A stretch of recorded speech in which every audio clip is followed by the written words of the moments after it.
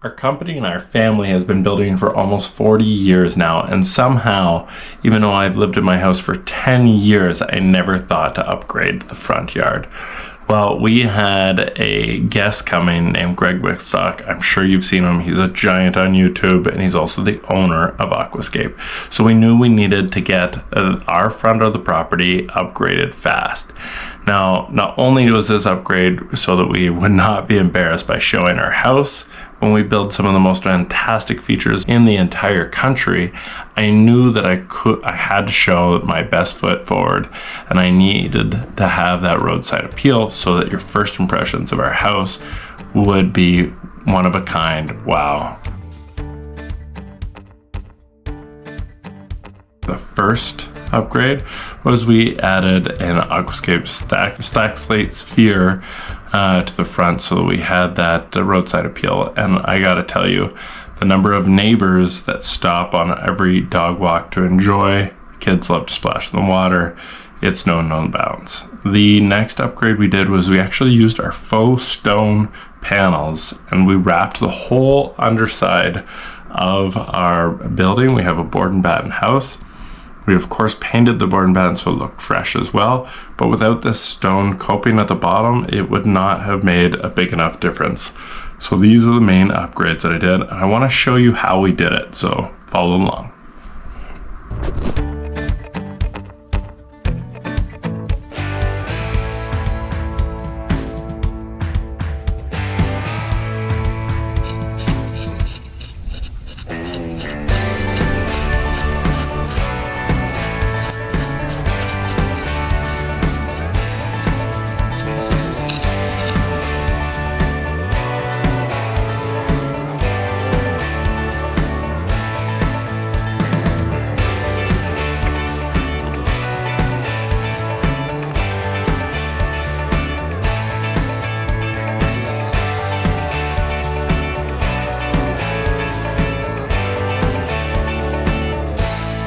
Favorite parts of the faux stone walls that we utilize, even though we've never utilized it for an exterior of a home before. Part of this was an experiment, and I wanted to see it and test it on my own home before I offered it to clients. But we've used it for outdoor kitchens, we've used it for giant fireplaces, we've used it for retaining walls. So I love the way and the simplicity of how this actually is put together. There's a bit of a sentimental value to this stone. We actually took a mold of it off of my parents' place that they've been living for 43 years now. So it felt like a piece of my childhood home got to come to my family's home. So one of the things that we did was we actually switched out, or actually we built over our old concrete steps that I'm sure you've seen in a million homes, maybe even your own, where it's the original concrete pad that came with the house. And what we decided to do was what we do best, which was naturalize it. So I used our artificial rock methodology to make a beautiful new entrance with giant stones that would have cost a fortune and needed a crane to get in. So I've got my layout. I want to break up and make sure this thing does not look anything like just an ugly concrete slab. I've come in and broken up that edge. I'm gonna need 3 steps in order to make that a proper height. And then I wanna kick in and make sure that we lose this harsh edge as well.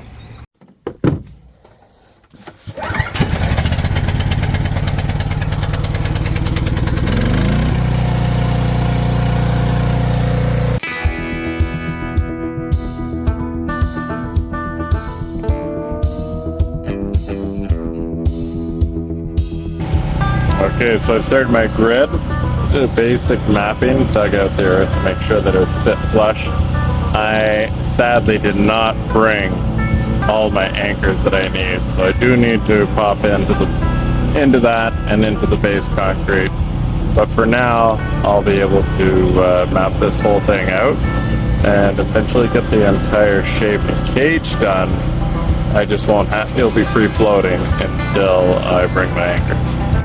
Almost done the rebar work. I needed probably 3 more lengths, 10-foot lengths to finish that off. pry a few of these sections in and then anchor it into the original pad and pad down here, which is kind of covered in dirt. And then I'm going to be using expandable foam to fill up so that you don't hear that hollow sound when stepping on. I'll do that after lathing and fiber coating before finish coat. I'm very excited to have this piece at my own home. I truly think that's going to add a lot. And I'm going to plant these guys in around this boulder. And I think what I'm going to do is actually continue our garden in or around and almost encompass this whole section, get rid of this grass, and have a really nice flower bed framing this. Okay, we are fully lathed, and now we are starting to add fiber coat. Today we start with the finish coat for the bottom step.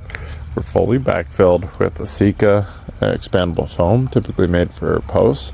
This isn't needed, but the cool part is that one of the downsides to artificial rock is sometimes it can sound hollow at the wrong time. So this way we get that solid sound no matter what.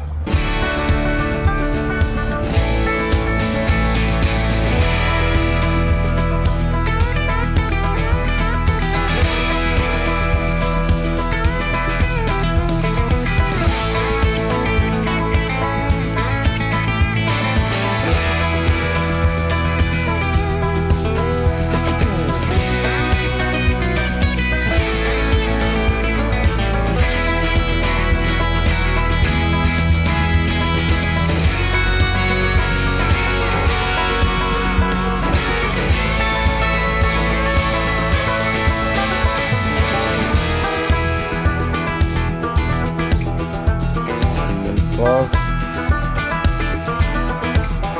Carve that whole side. Special family moment for this.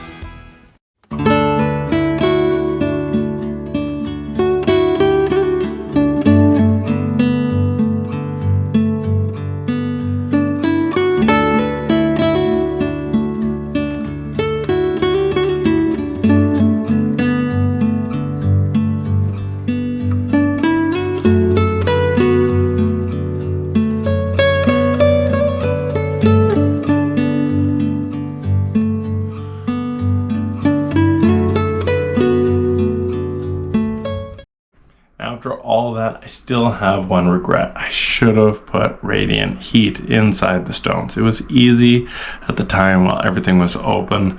We were just under the gun and needed to get things done quickly and efficiently, and it slipped my mind completely. So if I was to ever redo this, if I was to do this again on a client's home, then I would 100% insist that they put in radiant heat so you don't have to worry about the snow and ice buildup. So normally, of course, we're building giant features, whether it's water features, ponds, waterfall grottos, or zoo or animal habitats, whatever it is.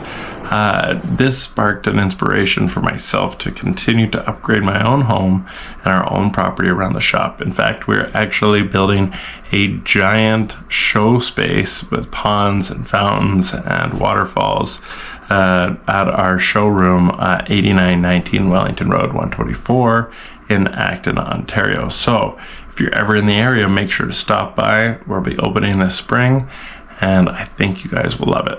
If you enjoyed this, I'm sure you're going to enjoy all the other crazy things that we build. They can either upgrade your value as a resident, or you get to find out who and how it was made for all your favorite features across Ontario.